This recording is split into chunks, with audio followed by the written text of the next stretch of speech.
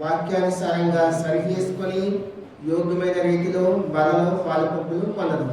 రండి, పరిశుద్ధ బైబిల్ గ్రంథంలో ఉంచి అపోస్తలుడైన పౌలు రోమీయులకు రాసిన పత్రిక, అపోస్తలుడైన పౌలు రోమీయులకు రాసిన పత్రిక 14వ అధ్యాయం 10వ వచనం. అందరం కలిసి చదువుకుందాం. Page number 143. అపోస్తలుడైన పౌలు రోమీయులకు రాసిన పత్రిక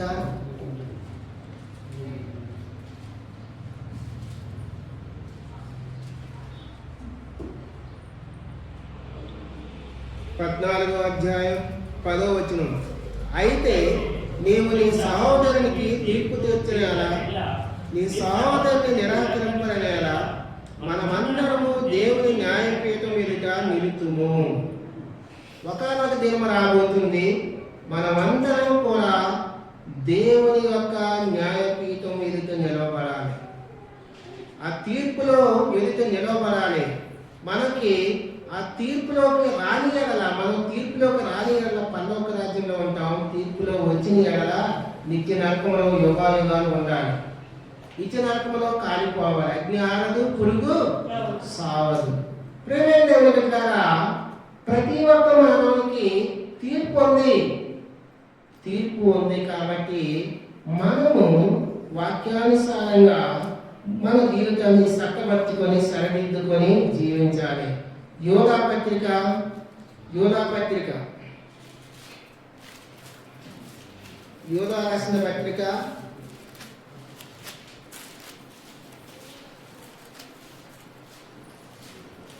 1వ అధ్యాయము 5-6 వచనాలు. ఈ సంగతులన్నీ మీరు మొదటినే ఎరిగి ఉండును. నేను మీకు జ్ఞాపకం చేసుకునిచున్న దేవనగా, ప్రభు ఐగుప్తులో నుంచి ప్రజలు రక్షించను, వారిలో నమ్మకపోయిన వారిని తర్వాత నాశనం చేసును, మరియు తమ ప్రధానత్వమును నిలుపుకొనక తమ నివాస స్థలమును విడిచిన దేవదూతలను మహాదినమున జరుపు తీర్పు వరకు కడుగు చీకట్లో నిత్యపాసంలో ఆయన బంధించి భద్రమ చేసును. మహాదినం రాబోతుంది, ఒకనొక దినము రాబోతుంది. ఆ మహాదినము తీర్పు దినమని. ఆ తీర్పు దినములో సాతాను ఎక్కడ బంధించబడ్డాడు?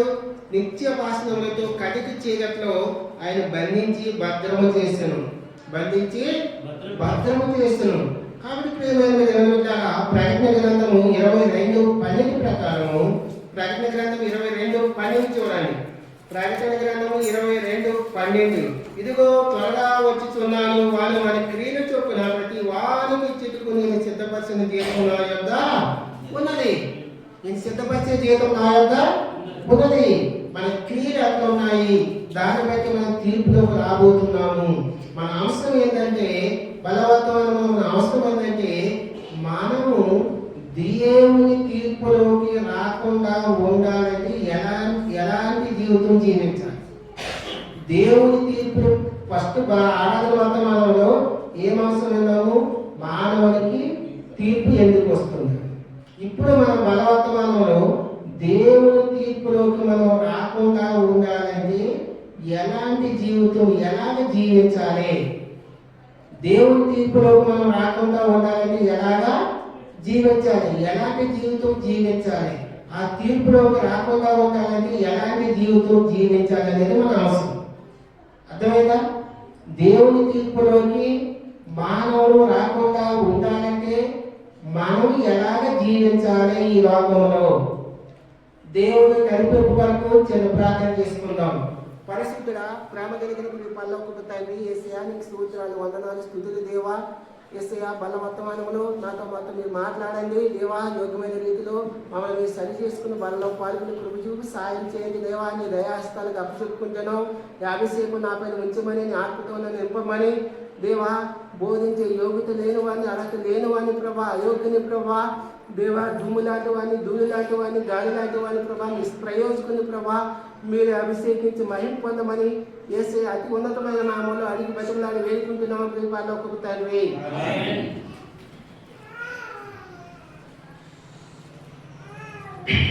దేవుని తీర్పులోకి మనం రాకుండా ఉండాలంటే ఎలాంటి జీవితం, ఎలా జీవించాలి, మనం ఈ లోకంలో ఎలాగా జీవించాలి. రండి, యోహాను సువార్త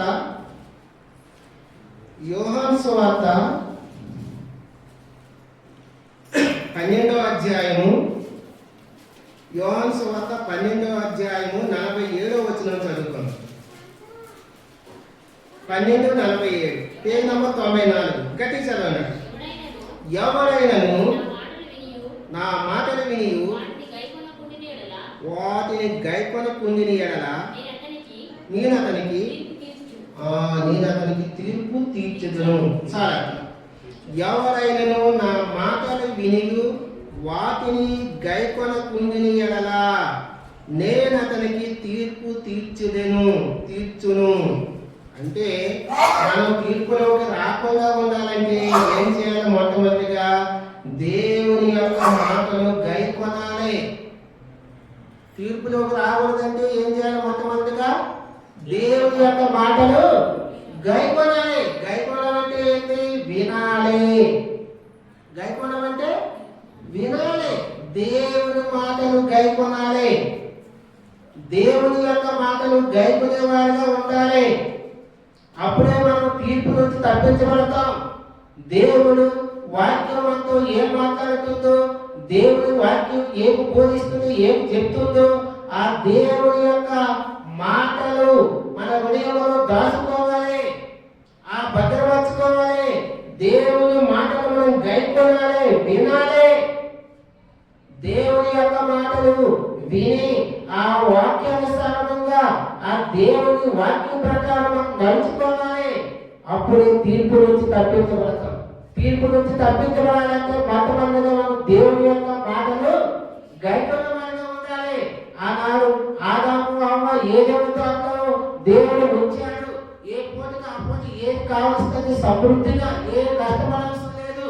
అనుదినము అనుక్షణము దేవుడు తనతో సాయంకాలంగా ఆదాముతో దేవుడు వచ్చి సావసరం కలిగి మాట్లాడుతున్నాడు. కానీ ఒకనొక దేవుడు వచ్చింది సాతాను కుయుక్తి కలిగి అవన మాసం వచ్చింది. అవన మాసం వచ్చిన అవ్వ తన భర్తను కూడా ఆదామును కూడా మోసపుచ్చడం ద్వారా ఏదోనితో అందులో వచ్చి ఆజ్ఞ అతిక్రమించడం పాపం వల్ల వచ్చి జీతము మరణము. పాపంలో పడిపోయాడు ఆదాము అవ్వ. దేవుడు మాటని గైకొనక వినక పాపంలో పడిపోయి పరలోకంలో ఉండవలసిన ఆదాము అవ్వ ఇప్పుడు ఏదైనా తోట నుంచి బయటికి వెళ్ళిపోయి వ్యవసాయం చేసుకుంటున్నారు, కష్టపడుతున్నారు, శ్రద్ధ పాలిస్తున్నారు. మనము దేవుని తీర్పులోకి రాకుండా ఉండాలంటే ఈ లోకంలో మొట్టమొదటిగా మనము ఎలా జీవించాలంటే దేవుని యొక్క మాటలు, పరిశుద్ధమైన మాటలు, పవిత్రమైన మాటలు, దోషమైన మాటలు మనం గైకొనే వారిగా ఉండాలి, వినాలి. దేవుని మాటలు వినాలి, దేవుని వాక్యం వినాలి. మనం ఏ మాట వింటున్నాం? దైవ మాట వింటున్నామా? సాధారణ మాటలు వింటున్నామా? ఈ లోకానుసారమైన వ్యక్తుల యొక్క శక్తుల యొక్క మాటలు వింటున్నామా? ఎవరి మాటలు గైకుంటున్నాం? దేవుని మాటలు గైకుంటున్నామా? మనం సాధారణ సంబంధమైన వ్యక్తుల యొక్క మాటలు గైకుంటున్నామా? దేవుని సిద్ధానుసారం నడుస్తున్నామా? దేవుని వాక్యానుసారం నడుస్తున్నామా? పరీక్ష చేసుకోవాలి. ఆదాము అవ్వ దేవుని ఆజ్ఞను అతిక్రమించి ఆజ్ఞ పాపం చేస్తారు. ఐదవ తోటలో ఉండి బయటికి నెట్టివేయబడ్డారు. దేవుని మాటలు గైకొనాలి. దేవుని యొక్క పరిశుద్ధమైన మాటలు, పవిత్రమైన మాటలు అనుదినం మనం వినాలి. లోకానుసారమైన సంబంధమైన సినిమా పాటలు వినకూడదు. సాధారణ మాటలు వినకూడదు. దేవుని యొక్క మాటలు అనుదినం గైకొనాలి, అనుదినం వినాలి, వాక్యం వినాలి, వాక్యం ధ్యానించాలి. దేవుని యొక్క మాటలు గైకుంటే పరలోక రాజ్యంలో మనం ఉంటాం. తీర్పులోంచి వినాయింపబడతాం. ఆ తీర్పులోకి రాకుండా ఉంటాము. అలా కాకుండా పెడచెవిని పెట్టామనుకో, దేవుని మాటలు విడిచిపెట్టామనుకో, దేవుని మాటలు విననాడేమనుకో, ఇలా విని ఇలా వదిలిస్తామనుకో, మనం తీర్పులోకి రాబోతున్నాం. జాగ్రత్త. మొట్టమొదటిగా మనం దేవుని యొక్క తీర్పులోకి రాకుండా ఉండాలంటే ఈ లోకంలో మనం ఎలా జీవించాలో మొట్టమొదటిగా దేవుని యొక్క మాటను గైకొనాలి. గైకొనమంటే వినాలి. దేవుని యొక్క మాటను గైకొనాలి, వినాలి. రెండోదిగా చూద్దాం రండి. రెండోదిగా యోహాను సువార్త 12వ అధ్యాయం, యోహాను సువార్త 12వ అధ్యాయం 47వ వచనం. నన్ను నిరాకరించి నా మాటలు అంగీకరింపని వాడికి తీర్పు తీర్చువాడు ఒకడు కలడు. నేను చెప్పిన మాటే అంత్యదినమందు వాడికి తీర్పు తీర్చును.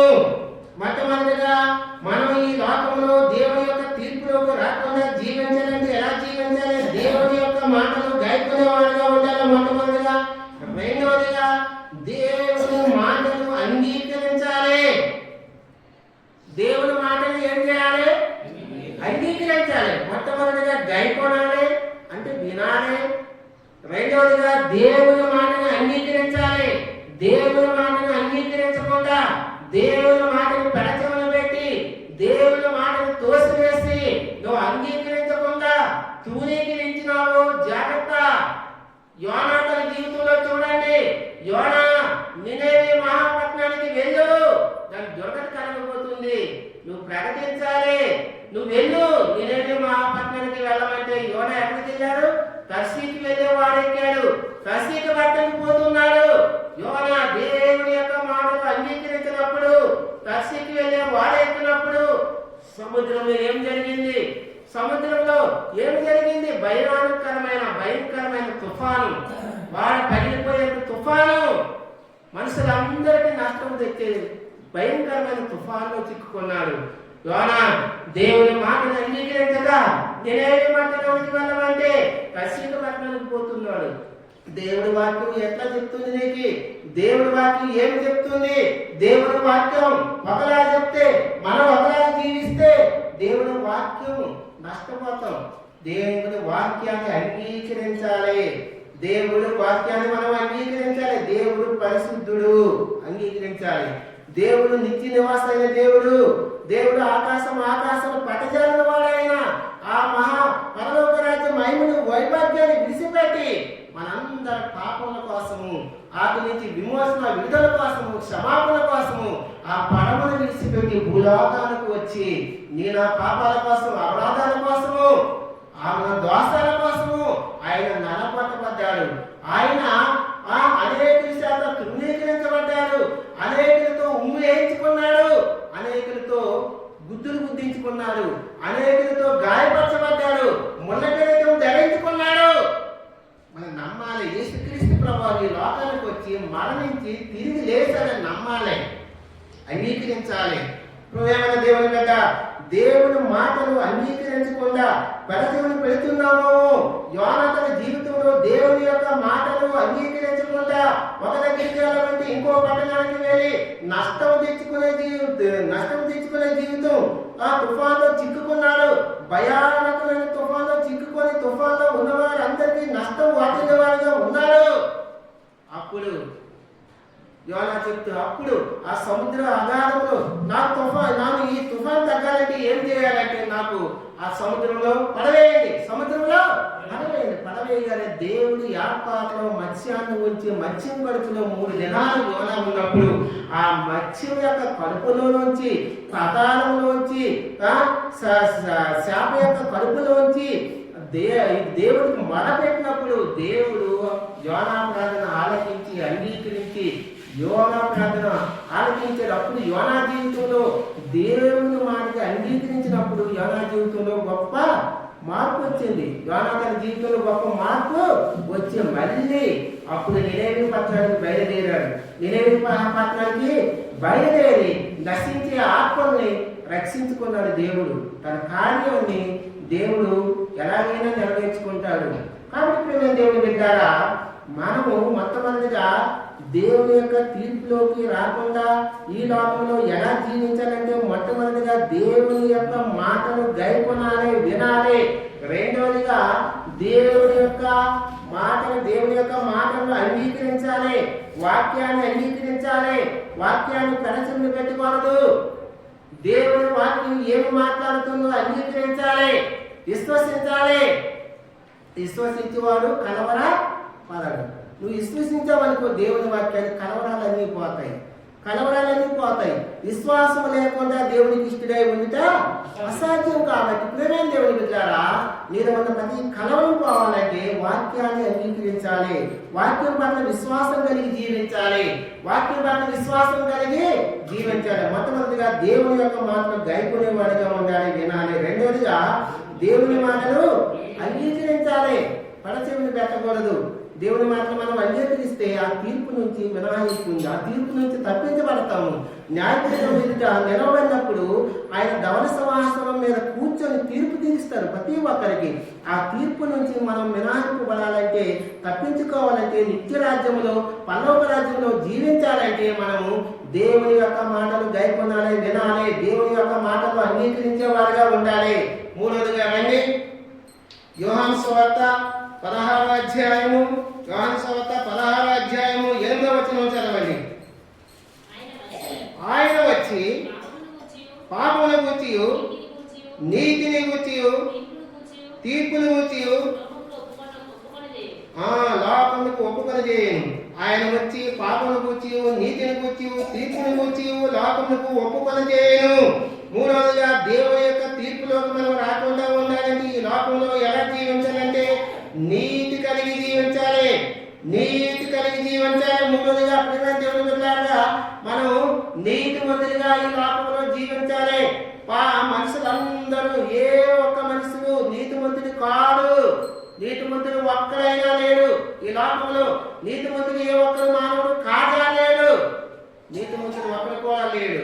దేవుడు మనకు అనుగ్రహించే మనం మహిమను పొందలేకపోతున్నాం. మనం నీతిమంతులు కాక పాపం చేయడం ద్వారా మనం ఎలాంటి వారంటే జన్మ పాపులము, కర్మ పాపులము.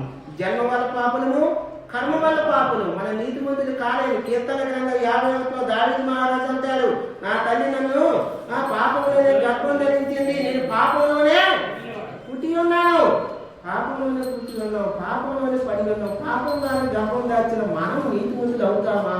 మనం నీతిమంతులు అవ్వాలంటే ఆయన రక్తం ద్వారా మనం కడగబడాలి. ఆయన రక్తము నిష్కలకమైనది, ఆయన రక్తము నిర్దోషమైనది, ఆయన రక్తము పరిశుద్ధమైనది, ఆయన రక్తము పవిత్రమైనది. ఆ రక్తంలో కలుపుకోవాలి, అప్పుడే మనం నీతిమంతులము. మన నీతి ఎలాంటిది అంటే మన నీతి మన నీతి మురుకు కూడా లాంటిది. మన నీతి ఎలాంటిది? మురికి వస్త్రం లాంటిది. మురికి వస్త్రాన్ని చూడండి, ఉతుక్కుంటాం, వేసుకుంటాం, మళ్ళీ సాయంత్రం వేసరికి ఎంత దుమ్ము పడుతుందో మన నీతి కూడా అలాంటిదే. నీతి మారిన వాళ్ళు మనం, నీతి లేని మనము. మన నీతిమంతులుగా చేయడం కోసము ఆయన ఈ లోకానికి వచ్చి ఆయన తన కలవరశిలో తన నిష్కలంకమైన నిర్దోషమైన రక్తాన్ని కార్చి మన కోసం సిందించాడు, మన కోసం ఆయన సిందించాడు. ఆ రక్తం ద్వారా నిన్ను నన్ను పరిశుద్ధపరిచాడు, పవిత్రపరిచాడు, మనం నీతిమంతులుగా చేశాడు, నిందారహితులుగా చేశాడు. మనం నీతిమంతులుగా ఈ లోకంలో జీవిస్తే తప్ప తీర్పులోకి రాకుండా ఉండాలంటే మనం నీతిమంతులుగా ఈ లోకంలో జీవించాలి. మూడవదిగా మనం నీతిమంతులుగా నీతి కలిగి జీవించాలి, నీతి న్యాయం కలిగి జీవించాలి. నీతి న్యాయాలు ఆయన వద్ద ఉన్నాయి, మనము ఆయన వద్ద ఉన్నాయంటే మనం ఆయన్ని ఆయన యొక్క వాక్యాన్ని మనం అనుసరించినప్పుడు, ఆయన యొక్క వాక్యాన్ని మనం గైకున్నప్పుడు, అంగీకరించినప్పుడు ఆయన రక్తం ద్వారా మనం నీతిమంతులుగా సిద్ధపరచబడతాం. ఆయన రక్తంలో మనం పాలు పంపులు పొందుకున్నప్పుడే మనం నీతిమంతులు. రక్షణ, మార్క్స్, బాప్తిస్మం పొంది పాప క్షమాపణ పొందిన తర్వాత, మార్గస్ కలిగిన తర్వాత మనం ఆయన బండలో చేసి వేసినప్పుడే, ఆయన పరిశుద్ధ రక్తంలో, శరీరంలో, రక్తంలో మనం పాలు పంపులు పొందినప్పుడే మనం నీతిమంతులుగా తీర్చబడతాం. కాబట్టి ప్రియమైన దేవుని బిడ్డలారా, రాము తీర్పు నుంచి మనం తప్పించబడాలంటే మూడోదిగా మనము నీతిమంతులుగా ఈ లోకంలో ఉండాలి, నీతిమంతులుగా ఈ లోకంలో ఉండాలి. యోహాను సువార్త రండి, యోహాను సువార్త 16వ అధ్యాయము 8వ వచనం మరొకసారి చదువుకుందాం. ఆయన వచ్చి పాపమును గూర్చి, నీతిని గూర్చి, తీర్పును గూర్చి లోకములకు ఒప్పుకొని చేయను. మనము దేవుడు మనకు తీర్పు తీర్చబోతున్నాడు. ఆ తీర్పు నుంచి తప్పించబడాలంటే మొట్టమొదటి మనం ఎలా జీవించాలి? దేవుని మాటలు గైకొనాలి, వినాలి.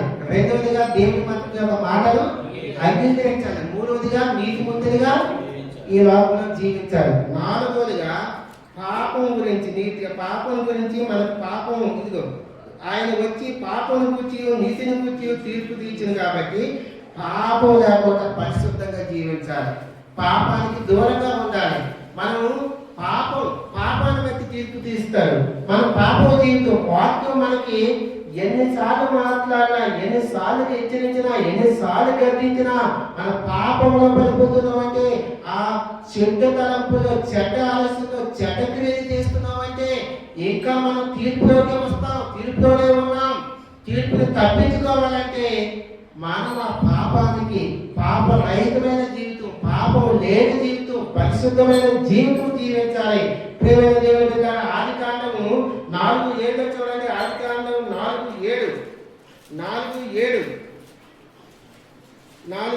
అది పాపం ఎక్కడ ఉంటుంది?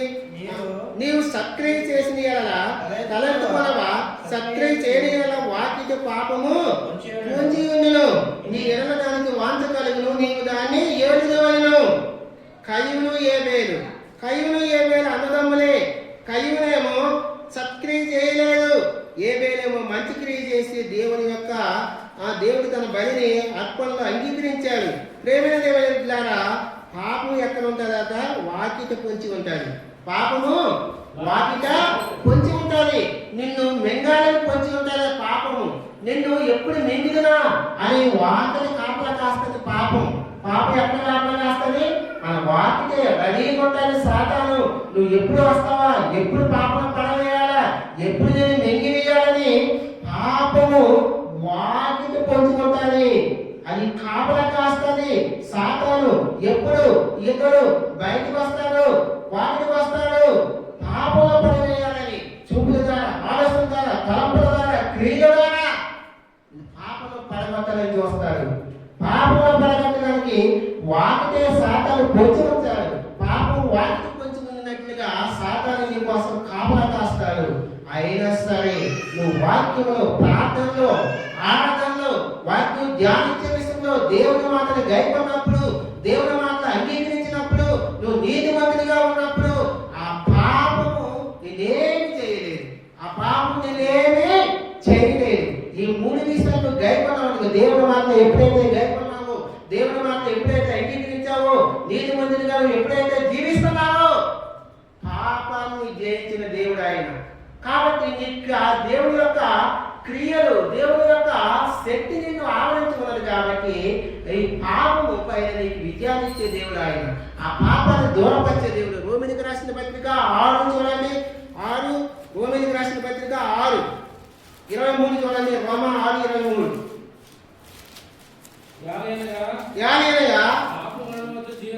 పాపం వల్ల వచ్చే జీవితము మరణము.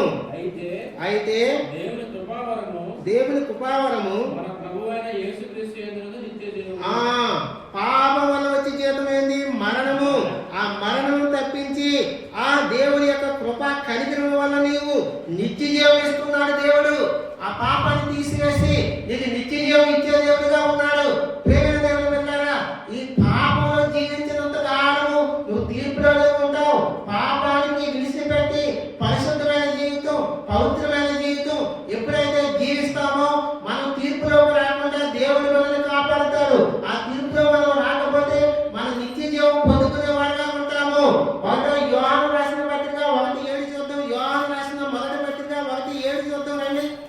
యోహాను రాసిన మొదటి పత్రిక 1:7. అయితే ఆయన వెలుగులో ఉన్న ప్రకారము మనం వెలుగులో నడిచిన అన్యోన్య సావాసం గలవారమై ఉందుము. అప్పుడు ఆయన కుమారుడైన యేసు రక్తము ప్రతి పాపం నుండి మనల్ని పవిత్రులుగా చేయును. అది మనము ఆయన వెలుగుమయంలో ఉన్నాడు కాబట్టి ఆ మనలో ఉన్న చీకటినంతా, పాపానంతా తీసి మనం వెలుగుతో నింపినప్పుడు మనం కూడా యేసు రక్తం ప్రతి పాపం నుంచి మనల్ని పవిత్రులుగా చేయును. యేసు రక్తం ప్రతి పాపం నుంచి మనల్ని పవిత్రులుగా చేస్తుంది, విడుదల, విమోచన కలిగజేస్తుంది. ప్రేమ దేవుని వద్దారా, యేసు రక్తమే మనం ప్రతి పాపం నుంచి పవిత్రులుగా పరుస్తుంది. కాబట్టి మనం ఆ తీర్పులోకి రాకుండా, ఈ లోకంలో దేవుని యొక్క మాటలు గైకొనాలి, వినాలి. రెండవదిగా దేవుని యొక్క మాటలు అంగీకరించే వారిగా ఉండాలి. మూడవదిగా నీతిమంతులుగా జీవించాలి. నాలుగవదిగా పాపం లేకుండా పరిశుద్ధులుగా జీవించాలి. పాపం లేని వారిగా పరిశుద్ధులుగా జీవించాలి. ఐదవదిగా చూద్దామండి, ఎబ్రీయులకు రాసిన పత్రిక 13:4. ఎబ్రీయులకు 13:4. ఎబ్రీయులకు రాసిన పత్రిక 13:4, పేజ్ నంబర్ 209. కాబట్టి 13:4 అన్నా, వివాహం అన్ని విషయములో ఘనమైనది గాను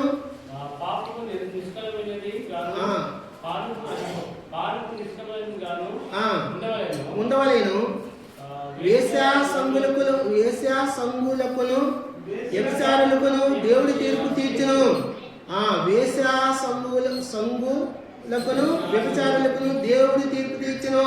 మనం దేవుడి యొక్క తీర్పులోకి రాకుండా ఉండాలంటే మొట్టమొదటిగా దేవుని యొక్క మాటలు గైకొనేవారుగా వినేవారుగా ఉండాలి. రెండవదిగా దేవుని యొక్క మాటలు అంగీకరించాలి. మూడవదిగా నీతిమంతులుగా ఉండాలి. నాలుగవదిగా పాపం లేని వారుగా ఉండాలి. ఐదవదిగా వేశ్యాసంగులను వ్యభిచారులను దేవుడు తీర్పు తీర్చును. అంటే వేశ్యాసంగులు అంటే ఏంటన్నా, వేశ్యాసంగులు అంటే వేషధారణ కలిగిన జీవితం, వేషధారణతో కూడిన జీవితము. వేషధారణతో కలిగిన జీవితం జీవించమనుకో మన తీర్పులోకి రాబోతున్నాము. వేషధారణ జీవితం లేకుండా నటనా జీవితం ఉండాలి. కొందరు నటిస్తారు, ఇంటిలో ఒకలా నటిస్తారు, తల్లి దగ్గర ఒకలా నటిస్తారు, తల్లి దగ్గర ఒకలా నటిస్తారు, భార్య దగ్గర ఒకలా నటిస్తారు, భర్త దగ్గర ఒకలా నటిస్తారు. వేషధారణ. ఓ విశ్వాసి, వేషధారణ జీవితం మార్చుకో, లేకపోతే నిత్య నరకం, లేకపోతే తీర్పులోకి రాబోతున్నావు. నటనా జీవితం వద్దు, నటించే జీవితం. ఈ సినిమా యాక్టర్లు ఉంటారు, నటిస్తారు. ఆ నిజ జీవితంలో అట్లా చేస్తారా అంటే చేయరు, డబ్బులు తీసుకుంటున్నారు, నటిస్తున్నారు. అలాంటి వేషధారణ నటనా జీవితం నీకు ఉందేమో. వాక్యం నీతో మాట్లాడినప్పుడు నటనా జీవితం, వేషధారణ జీవితం, వేషధారణకు వేషాలు మార్చుకోవద్దు.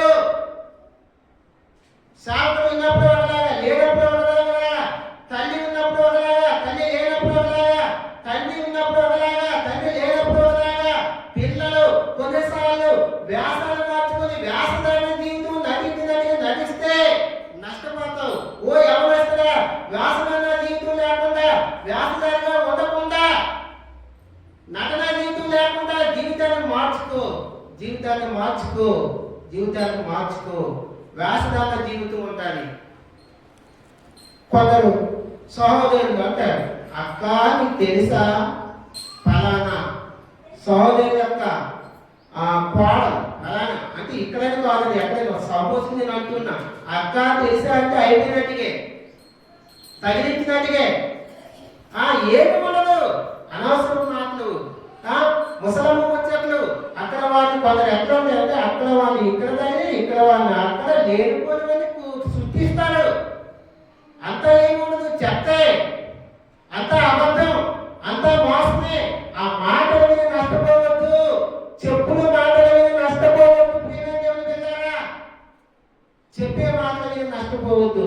ప్రభా ఇది నీ చిత్తమా కాదా, నీ వాక్యమానుసారమా కాదా, ఇది నిజమా అబద్ధమా అని గ్రహింపు పొందాలంటే నువ్వు దేవుడి పాదాల వద్దకు వచ్చి, ప్రభా ఈ విషయంలో నీ చిత్తం ఏమైంది, ఇది అవునా కాదా, నేను ఎలా సాగాలని అనుకోవాలంటే అప్పుడు ఎవరో చెప్పిన మాటలు విని మోసపోవద్దు.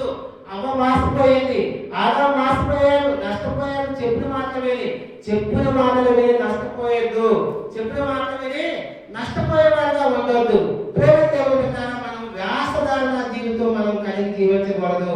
ఈ లోకంలో నటనా జీవితం నటించేవారుగా, మనం యాక్టర్లుగా, సినిమా హీరోలాగా నటించకూడదు. నట జీవితం ఉండకూడదు. అలా ఉండనుకో నువ్వు ఆ పరలోక రాజ్యంలో తీర్పులోకి వస్తావు. తీర్పులోకి వచ్చే నిత్యదాంట్లో ఉంటుంది. కీర్తన గ్రంథము 73:25 చూడండి ఒకసారి. కీర్తన గ్రంథం 73:25.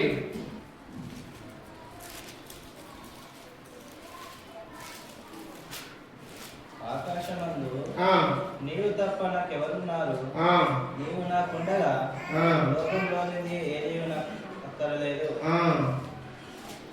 73 ఎంతన్నా? 25.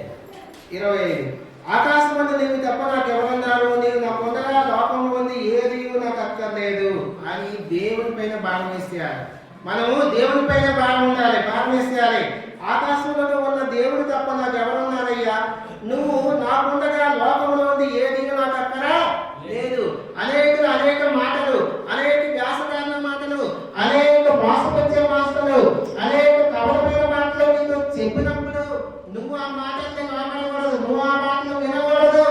వాక్యానుసారంగా దేవా ఆకాశమందు ఉన్న వాడివా, నువ్వు తప్ప నాకు ఎవరూ లేరు, నీ చిత్తం బయటపడి నీ చిత్తానుసారమైన మాటలు, నీ వాక్యానుసారమైన జీవితంలో నాలో వ్యాసదాన లేకుండా, నటనా జీవితం లేకుండా నడిసే భాగ్యాలు నాకు దయచేయని మనం అడుక్కోవాలి. వ్యాసదాన జీవితం ఉంటే జీవితంలోకి వస్తాం, వ్యాసదాన జీవితం, నటనా జీవితం ఉంటే వాస్తవం. కాబట్టి మనం అలాంటి జీవితంలో రాకుండా చూసుకోవాలి. ఆరోగ్యంగా చూద్దామంటే రోమిలికి రాసిన పత్రిక 2:1. అపోస్తలుడైన పౌలు రోమిలికి రాసిన పత్రిక 2:1. కాబట్టి తీర్పు తీర్చు మనుషుడా, నీవెవడవైనను సరే నిరుత్తుడవై ఉన్నావు, దేని విషయంలో ఎదుటివానికి తీర్పు తీర్చుచున్నావో దాని విషయంలో నీవే నేరస్తుడవని తీర్పు తీర్చుకొనుచున్నావు. తీర్పు తీర్చి నీవును అట్టి కార్యములే చేయుచున్నావు కావా. అది తీర్పు. దీని అర్థం ఏంటంటే మనము పరలోక అంటే మనము ఈ లోకాన్ని దేవుని యొక్క తీర్పులోకి రాకుండా ఈ లోకంలో ఎలా జీవించాలంటే ఆ రోజుగా ఎదుటి వ్యక్తికి మనం తీర్చే తీర్పును బట్టి మనకు తీర్పు ఉంది. ఎదుటి వ్యక్తికి మనం తీర్చే తీర్పును బట్టి మనకు కూడా సేమ్ తీర్పు ఉంటుంది. సేమ్ తీర్పు. ఎదుటి వ్యక్తికి ఒక విషయంలో నీ దగ్గరికి వచ్చినప్పుడు ఏం తీర్పు తీర్చావో దేవుడు కూడా నిన్ను అదే విషయంలో అదే తీర్పు చేస్తాడు. అదే తీర్పు. ఎదుటి వ్యక్తికి నువ్వు తీర్చే తీర్పును బట్టి నీకు తీర్పు ఉంటుంది. అర్థమైందా? ఎదుటి వ్యక్తికి మనం తీర్చే తీర్పును బట్టి మనకు కూడా తీర్పు ఉంటుంది. మనకు కూడా తీర్పు ఒక్కసారి ఏమవుతుందంటే కొంత తల్లిదండ్రులు పిల్లల విషయంలో మీ పిల్లవాడు తప్పు చేస్తే తీర్పు ఒకలాగా వస్తుంది, మిగతా పిల్లవాడు తప్పు చేస్తే తీర్పు ఒకలా చెప్తారు. కానీ దేవుని వాక్యం అలా సెలవులేదు. అది అతడు నీ పిల్లరా, నీ అమ్మాయా, నీ అబ్బాయా, ఇతరుల అమ్మాయా, ఇతరుల అబ్బాయా, తప్పు ఒకటే కాబట్టి తీర్పు కూడా ఒకటే ఉండాలి. మన వాళ్ళకి ఒక తీర్పు, మన ఇంట్లో వాళ్ళకి ఒక తీర్పు, ఎదుటి ఇంట్లో వాళ్ళకి ఒక తీర్పు లేదు వాక్యంలో. అందరికీ ఆల్ ఆర్ ఈక్వల్, అందరూ సమానమే. నీ పిల్లవాడైనా, నీ పాప అయినా, నీ అమ్మాయి అయినా, నీ అబ్బాయి అయినా, నా పాప అయినా, నా అమ్మాయి అయినా, అబ్బాయి అయినా అందరికీ ఒకే తీర్పు. అది జ్ఞానం.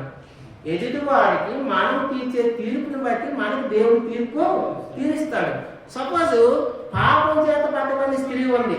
యోహాను సువార్త 8వ అధ్యాయంలో పాపం చేత పట్టబడిన స్త్రీ దేవుడి దగ్గరికి పరిశీలన శాస్త్రులను తీసుకొచ్చి ఏమంటున్నారు, ఈయన పాపం చేసి పట్టబడింది, మోసే ధర్మశాస్త్రం ప్రకారం ఈయనకి రాళ్ళతో కొత్త సంపవలన ఉంది, నువ్వైతే ఏమంటావు అని ప్రభు అడిగినప్పుడు ప్రభు నేల మీద రాసుకుంటూ మౌనంగా ఉన్నప్పుడు వాళ్ళు పదే అడిగినప్పుడు మీలో పాపం చేయని వాడు మొదటి మీద రాయి వేయండి. పాపం చేయని వాడు ఎవరైనా రాయి వేయమంటే ఒక్కొక్కరు చిన్న పిల్లలు మొదలుకొని పెద్దవారి వరకు అందరూ వెళ్ళిపోయారు. ఆ మొత్త స్త్రీ మిగిలింది. చూస్తే అమ్మా వారు ఏరి వెళ్ళిపోయారు. ఇక నీకు కూడా నేను ఏ శిక్ష విధించను, నువ్వు కూడా ఇక నుంచి పాపం చేయక జీవించు, పాపం చేయకుండా జీవించు. కాబట్టి ప్రియమైన సహోదరుడా, ప్రియమైన సహోదరి, మనము ఎదుటి వ్యక్తికి ఎట్లా తీర్పు తీస్తామో ఆ విషయంలో మనకు కూడా దేవుడు అదే తీర్పు తీర్చబోతున్నాడు. మనకొక న్యాయము, ఇంకొకరికి ఇంకో న్యాయం కాదు. అందరికీ ఒకే న్యాయము, అందరికీ ఒకే తీర్పులోకి రాబోతున్నాము. కాబట్టి మనము వాక్యం చదివిస్తుంది, ఏమి ఇద్దుతామో అదే కోస్తాము. దాన్ని వెతితే సోలు రాజులు కోస్తామా? మామిడి చెట్టు వేస్తే ఇంకో 10 పొలాలు కోస్తామా? మనం ఏమి ఎత్తపోతున్నామో అదే కోస్తాము, అదే తీర్పు దినాన్ని జరిగిపోయేది. కాబట్టి ప్రియమైన దేవుని బిడ్డలారా, మనము ఎదుటి వ్యక్తికి ఎట్లాంటి తీర్పు ఒక విషయంలో తీర్పు తీర్చామో అదే తీర్పు మనకు కూడా దేవుడు తీర్చబోతున్నాడు. కాబట్టి మనం తీర్పులోకి రాకుండా ఉండాలంటే మన వాళ్ళైనా ఎవరైనా సరే ఒకేలాంటి తీర్పు, మన పిల్లలని పక్షపాత ద్వారా ఉండకూడదు, ఎదుటి వాళ్ళని ఇంకొక పక్షపాత ద్వారా ఉండకూడదు. అందరి పట్ల ఒకే న్యాయమైన తీర్పు తీర్చేవాడిగా ఉండాలి. అలా తీర్చామనుకో మనం ఆ తీర్పులోకి ఒకనొక దినమున దేవుడు న్యాయపీఠం మీద నిన్ను నన్ను నిలబెట్టబోతున్నాడు. ఆ సమయంలో మనము తీర్చే తీర్పును బట్టి మనకు తీర్పు ఉంటాయి. అర్థమైందా? దేవుని యొక్క తీర్పులోకి రాకుండా ఉండాలంటే మనం ఈ లోకంలో ఎలా జీవించాలో మొట్టమొదటిగా దేవుని యొక్క మాటలు గైకొనాలి, వినాలి. రెండవదిగా దేవుని యొక్క మాటలు అంగీకరించే వారిగా ఉండాలి. మూడవదిగా నీతిమంతులుగా జీవించాలి. నాలుగవదిగా పాపం లేని వారిగా జీవించాలి. ఐదవదిగా వేశ్యా సంగుల వలె వేషధారణ నటన జీవితం ఉండకూడదు. ఆరవదిగా ఇతరులకు మనం ఎలా తీర్పు తీర్చామో ఆ తీర్పుని బట్టి మనకు తీర్పు ఉంటుంది. కాబట్టి జాగ్రత్తగా తీర్పు విషయంలో జాగ్రత్తగా పరిశీలన చేసి తీర్పు ఇవ్వాలి. ఏడవదిగా చూద్దాం రండి. ప్రసంగి గ్రంథము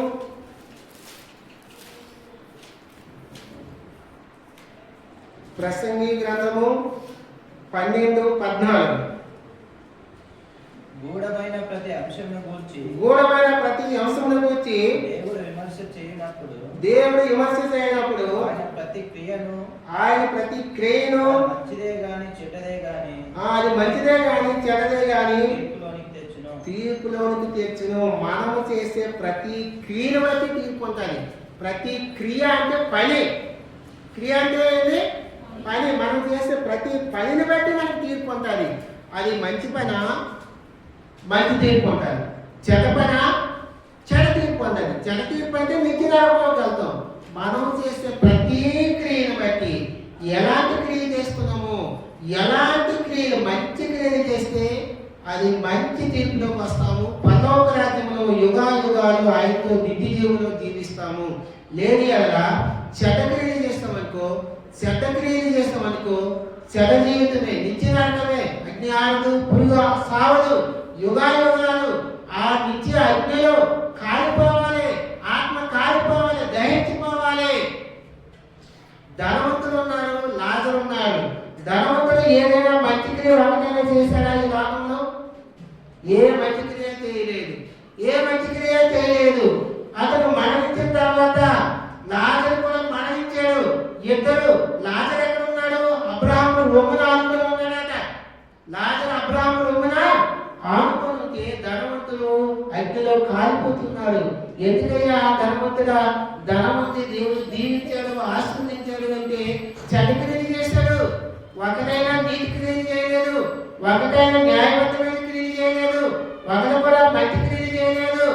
అన్ని పాప సంబంధమైన క్రియలు, అన్ని లోక సంబంధమైన క్రియలు, అన్ని లోక సంబంధమైన క్రియలు చేసి మరణించాడు. లాజరు ఉన్నాడే, లాజరు తినడానికి తిండి లేకపోయినా నీతివంతమైన జీవితం జీవించాడు, నీతియుక్తంగా జీవించాడు, పాపరహితమైన జీవితం జీవించాడు, పరిశుద్ధమైన జీవితం జీవించాడు. తన ప్రవర్తన బాగుంది.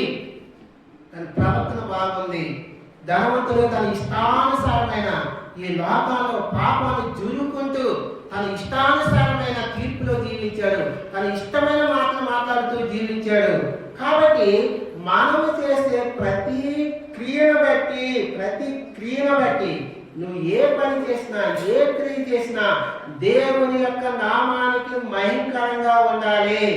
దేవునికి మహిమ తీసుకొచ్చేదిగా ఉండాలి. దేవునికి నింద తీసుకొచ్చేది, దేవునికి విరోధంగా చేయకూడదు. నువ్వు పాపము, మానసు, బాప్తిసం పొందిన నువ్వు, దేవుని సొత్తు, దేవుని ఏర్పాట్లో ఉన్న నీవు, దేవుని బిడ్డగా ఉన్న నీవు, దేవుని యొక్క చిత్తంలో నిన్ను దేవుడు ఏర్పాటు చేసుకున్నాడు. ప్రియమైన దేవుని బిడ్డ, దేవుని ఆందోళించే దేవుని యొక్క ఇష్టానుసారమైన జీవితం నువ్వు జీవించాలి. దేవునికి ఇష్టమైన జీవితం నువ్వు జీవించాలి. అలా కాదని నీ ఇష్టమైన జీవితం, ఆ ధనవంతుడు తన ఇష్టమైన జీవితం జీవించాడు. జీవించి అక్కడ నిత్య రాకుండా కాలిపోతున్నాడు. ఆ క్రియను బట్టి తను నిత్యనామములో ఉన్నాడు. లాజరు తన క్రియను బట్టి తాను పరలోకమున అబ్రాహాము యొక్క రొమ్మున ఆనుకుని ఉన్నాడు. అబ్రాహాము యొక్క రొమ్మున ఆనుకుని ఉన్నాడు. కాబట్టి మన క్రియలు, మనం చేసే పనులు ఎట్లా ఉన్నాయి? మనం చేసే పనులు వాక్యానికి విరోధంగా ఉన్నాయా, వాక్యానుసారంగా ఉన్నాయా? మనం దేవుని వాక్యానికి లోబడి చేస్తున్నామా? దేవుని వాక్యాన్ని కాదని, దేవుని వాక్యం కాదని మన ఇష్టానుసారంగా, మన చిత్తానుసారంగా చేసుకుంటూ పోతున్నామా? పరిశీలన చేసుకోవాలి. మనం ఆ తీర్పులోకి రాకుండా ఉండాలంటే ఈ లోకంలో మనం ఎలా జీవించాలో మొట్టమొదటిగా దేవుని యొక్క మాటలు గైకొనాలి, వినాలి. రెండవదిగా దేవుని యొక్క మాటలు అంగీకరించాలి. మూడవదిగా నీతియుక్తంగా జీవించాలి, నీతి కలిగి జీవించాలి. మూడవదిగా, నాలుగవదిగా పాపలేనివాడిగా జీవించాలి, పరిశుద్ధులుగా జీవించాలి. ఐదవదిగా వేషధారణ జీవితం, నటన జీవితం ఉండకూడదు. ఆరవదిగా మనం తీర్చే తీర్పును బట్టి మనం తీర్పు ఉంది కాబట్టి మనం తీర్పిచ్చే విషయంలో జాగ్రత్తగా ఉండాలి. అందరికీ సమానమైన న్యాయమైన తీర్పు ఇవ్వాలి. ఒకరికి ఒక తీర్పు, ఇంకొకరికి ఒక తీర్పు ఇవ్వకూడదు. అందరి పక్షపాత ద్వారా ఉండకూడదు అన్నమాట. మనం పక్షపాత ద్వారానే ఉండకూడదు. ఏడవదిగా మన ప్రతి క్రియను బట్టి, మన యొక్క ప్రతి క్రియను బట్టి మనకు తీర్పు ఉంది కాబట్టి మనం ఏ పని చేసినా దేవుని నామానికి భయంకరంగా, దేవుని యొక్క నామానికి, దేవునికి ఇష్టకరమైన పని చేయాలి, క్రియ చేయాలి. దేవునికి ఇష్టమైన పని, ఇష్టమైన క్రియలు చేయకూడదు. అలా జీవిస్తే ఆ తీర్పు నుంచి, ఆ ఉగ్రత నుంచి, ఉగ్రత దేవుడి నుంచి, మహాదేవున జనము తీర్పు నుంచి మనం మినహాయింపబడతాము. అటు రీతిగా మన వదిలాల దేవుడి సహాయము చేయనుగాక. రండి.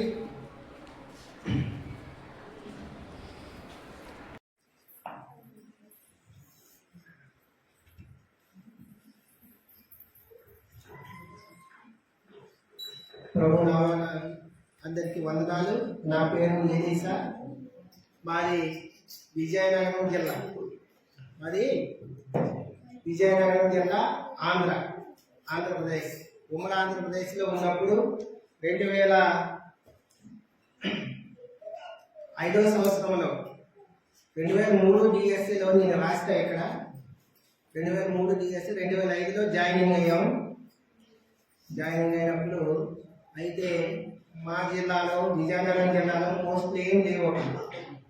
కాబట్టి ఇక్కడ రాయవలసి వచ్చింది ఎగ్జామ్ రాస్తే సుమారు 8,900 మంది ఎంతమంది రాశారు ఎగ్జామ్లో. ఆ దేవుని కృపను బట్టి, మా తల్లిదండ్రుల యొక్క ప్రార్థన బట్టి నాకు 124 ర్యాంక్ వచ్చింది. ఇక్కడ 2003 డిఎస్సిలో నేను ఎల్జీడీగా పోస్టులో జాయిన్ అయ్యాను. అయితే అప్పుడు వరకే నాకు రక్షణ, మోడల్స్, బాప్టిజం ఏమీ లేదు. మా గ్రామంలో, మాది ఒల్లూరు గ్రామం, విజయనగరం జిల్లా. మా తల్లి గారి మొట్టమొదటిగా మా గ్రామంలో రక్షణ పడింది. తర్వాత మా మేనత్త గారు, మా నాన్నకి 4 అన్నదమ్ములు, 4 అక్క చెల్లెలు. అయితే 2 కుటుంబాలు మాత్రమే రక్షణ పడ్డాయి. మేము, మా చిన్న మేనత్త మాత్రమే రక్షణ పడ్డారు. మిగతా కుటుంబాలు ఎవరు రక్షణ పడలేదు. సుమారు మా బంధువులు, రక్త సంబంధాలే సుమారు 100 మంది పైన ఉంటారు. 2 కుటుంబాలే రక్షణ పడ్డాయి. మా తల్లిగారి ప్రార్థన బట్టి, మా నాన్నగారి ప్రార్థన బట్టి నేను, నా భార్య ఇప్పటికీ రక్షణ పడ్డాము. మా పెద్ద బాబు గారు, పెద్ద అక్క గారు కూడా రక్షణ పడ్డారు. ఇంకా చిన్న అక్క, చిన్న బాబు రక్షణ పడాలి, రక్షణ పడలేదు. వాళ్ళు కూడా జ్ఞాపకం చేసుకోండి. మా తల్లిగారు, నేను 10th క్లాస్ చదువుతున్నా. తల్లిగారు దేవుని సన్నిధికి చేర్చబడింది. దేవుడు కొనుక్కోబడ్డాడు, దేవుడి చేత కొనుక్కోబడి. నేను 10th క్లాస్ చదువుతున్నా. ఆ సమయంలో 10th క్లాస్ ఎగ్జామ్ మార్చి ఏప్రిల్ అవుతుంది కదా. మా తల్లిగారు ఎగ్జాక్ట్లీ జనవరిలో చనిపోయారు. ఎగ్జామ్స్కి ఓన్లీ 2 months ఉంది. నేను రెసిడెన్షియల్ స్కూల్లో చదువుకున్నాను, బొబ్బులి రెసిడెన్షియల్ స్కూల్లో చదువుకున్నాను. అయితే ఆ ఎగ్జామ్స్ ముందు ఏం చేయాలో, ఎలా చదవాలో నాకేం తెలియలేదు. అంతవరకు బాగా చదివేస్తూ వస్తున్నాను. కానీ తర్వాత చదువుపైన దృష్టి వంచలేకపోయినా. దానివల్ల అనుకున్నంత మార్కులు రాలేదు. తక్కువ మార్కులు వచ్చినాయి. ఫస్ట్ క్లాస్ వచ్చింది కానీ తక్కువ మార్కులతో పాస్ అయ్యాను. ఆ రోజులో ఎగ్జామ్ వేరు, ఈ రోజులో ఎగ్జామ్ వేరు. ఇప్పుడు వచ్చిన మార్కులు అప్పుడు వచ్చిన మార్కులు కంపేర్ చేసుకోకూడదు. ఇప్పుడు 5 మార్కులు వచ్చిందంటే అప్పుడు 50 మార్కులతో సమానం. అప్పుడు 5 మార్కులు వస్తే ఇప్పుడు 50 మార్కులతో సమానం అయిపోయింది. అలాంటి పరిస్థితుల్లో 10th క్లాస్ ఎగ్జామ్ రాసిన అయిపోయింది. ఫస్ట్ క్లాస్ లో పాస్ అయిన తర్వాత మా తల్లిదండ్రులు లేరు, మా నాన్నగారు అక్కడే ఉన్నారు. మా ఇంట్లో ఎవరు లేరు, అక్కలు వాళ్ళందరూ ఎవరి కుటుంబం వాళ్ళు అయిపోయి ఎవరి దగ్గర వాళ్ళు ఉన్నారు. తర్వాత మా నాన్నగారు ఒక్కలే ఉన్నారు కాబట్టి నాకు ఏపీ ఆర్టీఎస్లో సీట్ వచ్చింది. వెంకటగిరిలో సీట్ వచ్చింది. వెంకటగిరిలో సీట్ వచ్చింది కానీ నేను అక్కడికి వెళ్ళిపోతే మా నాన్నగారు ఒక్కలే కాబట్టి మా ఊళ్ళోనే ఉంటూ నేను అక్కడికి వెళ్ళిపోతానేమో అనుకున్నా కానీ ఎక్కడికి వెళ్ళడానికి అవ్వలేదు. ఒక గవర్నమెంట్ కాలేజీలో మా విలేజ్ కి 12 కిలోమీటర్ల దూరంలో ఉంటుంది. గవర్నమెంట్ జూనియర్ కాలేజీలో జాయిన్ అయ్యాను.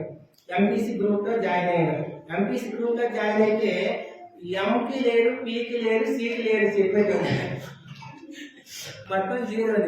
మ్యాథ్స్ చెప్పేదే లేరు, ఫిజిక్స్ చెప్పేదే లేరు, కెమిస్ట్రీ చెప్పేది లేరు, ఎవరు లేరు. నాకున్న దేవుని కృపను బట్టి 10th క్లాస్ నాగరికను బట్టి ఎక్కడికో ఒక దగ్గరికి కొంత సమయం అయిపోయినాక చాలా కాలమే లాస్ట్ ఒక 2 months ట్యూషన్కి పోయాను. సైకిల్ మీద డొక్కు సైకిల్ ఉండేది, మా మామగారు ఇచ్చారు. ఆ డొక్కు సైకిల్ రోజు 12 కిలోమీటర్లు తొక్కుని పోయి ఇటు నుంచి 12 అటు నుంచి 12 కిలోమీటర్లు తొక్కుని పోవాలి, ట్యూషన్ పోవాలి. తెల్లవారు 6 గంటలకు పోవాలి. మా ఇంటికాడ 5 గంటలకు బయలుదేరి 6 గంటలకైనా ట్యూషన్కి మళ్ళీ కాలేజీకి రావాలి. అదే మధ్యాహ్నం ఏం లేదు తినేది, మళ్ళీ ఇంటికి రావాలి, ఇంటికి వచ్చి తినాలి. ఏదైనా అది మా పరిస్థితి. మాకు ఏమి లేదు, తినడానికి మాకు చెట్టు భూమి కూడా లేదు, ఏమి లేదు, తినడానికి తిండి కూడా లేని పరిస్థితి. ఒక్కోసారి ఈ స్కూల్ నుంచి అంటే 7th వరకు మా హై స్కూల్లో, మా ఊరు దగ్గర హై స్కూల్లో చదువుకున్నా. తిరిగి ఒక్కోసారి ఇంటికి వచ్చి మంచినీళ్ళు తాగిస్తే మళ్ళీ మధ్యాహ్నం వెళ్ళిపోయేటోని. తిన్నాక కూడా లేని పరిస్థితి మాది. అంత దీన స్థితిలో దేవుడు కృపను బట్టి, దేవుడు మా తల్లిదండ్రుల ప్రార్థన, అనేక పరిస్థితులు ప్రార్థన బట్టి నేను ఈ స్థితిలో ఈ రోజు ఉన్నామంటే దేవుని కృప కనికరమే. ఆ పరిస్థితుల్లో నేను ఆ కాలేజీలో చదువుకున్నా. ఆ కాలేజీలో మ్యాథ్స్, సైన్స్ సంబంధించి ఒక్కరు కూడా పాస్ అవ్వలేదు. నేను ఒక్కనే పాస్ అయ్యాను. ఫస్ట్ ఇయర్, సెకండ్ ఇయర్ నేను ఒక్కనే కాలేజీ మొత్తానికి సైన్స్ గ్రూప్ లో ఒక్కనే పాస్ అయ్యాను. అదన్నా దేవుని కృపను బట్టి, మా తల్లిదండ్రుల ప్రార్థన బట్టి తప్ప నేను ఒక్కనే పాస్ అయ్యాను. పాస్ అయిన తర్వాత మళ్ళీ డిగ్రీలో జాయిన్ అయినా. డిగ్రీలో ఫస్ట్ ఇయర్లో జాయిన్ అయిన తర్వాత సెకండ్ ఇయర్లో టీటీసీ సీట్ వచ్చింది. సీట్ వచ్చిన తర్వాత టీటీసీ కంప్లీట్ చేసిన తర్వాత ఎగ్జామ్ రాసిన ముందే చెప్పినా కదా, అది ఎగ్జామ్ రాసిన తర్వాత అలా వచ్చింది. అయితే అట్ ద సేమ్ టైము నాకు మా నాన్నగారికి పోషించింది మాత్రం మా భార్య పోషించింది. తాను ఎండనక వాడనక వీధులాగా తిరుగుతూ ఏవో పళ్ళు, జామ పళ్ళు కానీ, సపోటా పళ్ళు కానీ అమ్ముకొని మమ్మల్ని ఆ చిన్న వయసులో, ఆమె అట్లా ఏజ్ అప్పుడు ఎంత ఉంటుందో తెలుసా, 11 years 12 years. అంటే అక్కగారు పాప అమ్మ చనిపోయిన తర్వాత మా ఇంటికాడ ఉండేది అనమాట. మా ఇంటికాడ ఉందన్నమాట. వివాహం ఏం కాలేదు. మా ఇంటికాడ ఉండి నాన్నగారిని చూసుకుంటూ మమ్మల్ని పోషిస్తుండేది.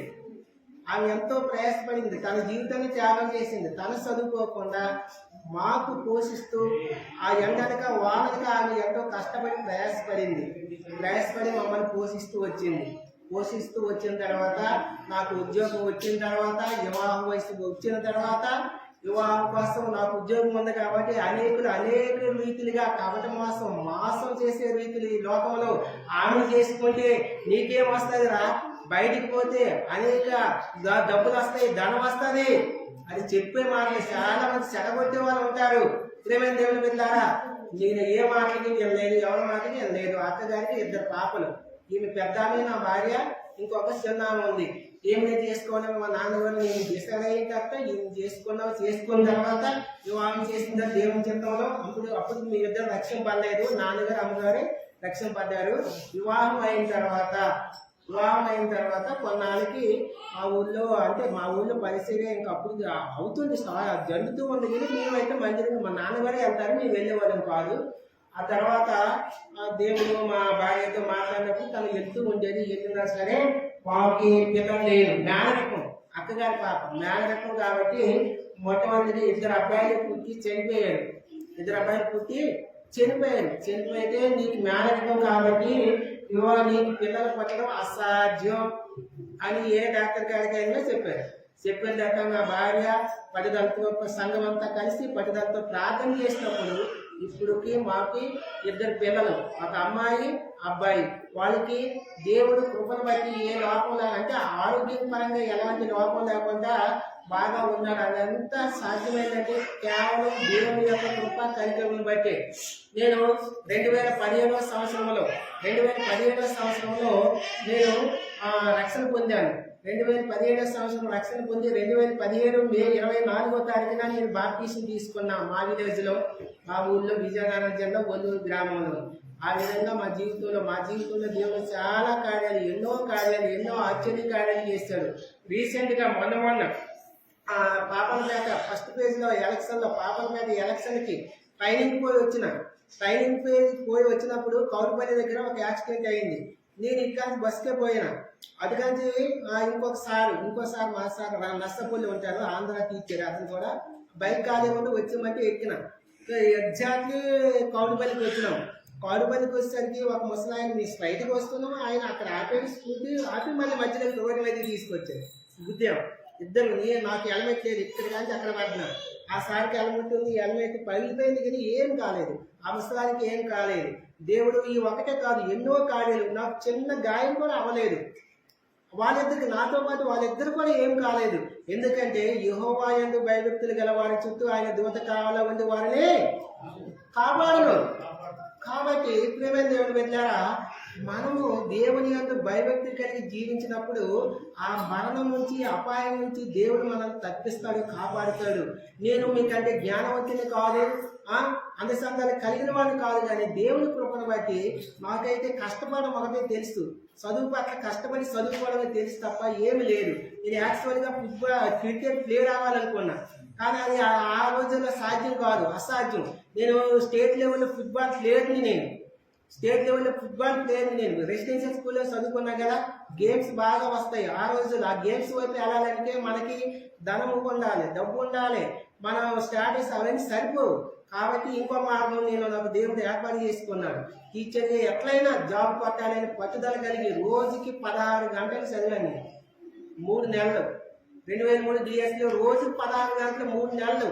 నేనే వంట చేసుకోవాలి, కొంచెం ఏదో తినాలి, చదవాలి, అంతే. అదే పని 3 నెలలు రోజు 16 గంటలు చదివితే కానీ ఆ 124 ర్యాంక్ రాలేదు. అదంతా మన గొప్పతనం కాదు. మా పరిశుద్ధులు చేసిన ప్రార్థన, సంఘం చేసిన ప్రార్థన, మా తల్లిదండ్రులు, మా నాన్నగారు ఎప్పుడు ప్రార్థన చేసి, మా తల్లిగారు ఎప్పుడు ప్రార్థన చేసేవారు.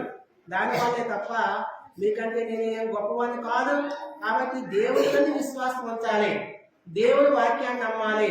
ఆయన వంటి విశ్వాసం ఉంచినప్పుడు ఆయనే ప్రభా నా జ్ఞానం లేదు, జ్ఞానం దయచేయనప్పుడు యాకోబు 1:5 ప్రకారము జ్ఞానము ఆయన యందు గుప్తమై ఉన్నది. ఆయన జ్ఞాన సంపన్నుడు, జ్ఞానం తీర్చే దేవుడు. కాబట్టి మనం విశ్వాసం నుంచి ముందుకు సాగితే దేవుడు మనల్ని నడిపిస్తాడు. దేవుడి కొద్ది సాక్యాన్ని దీవించును గాక.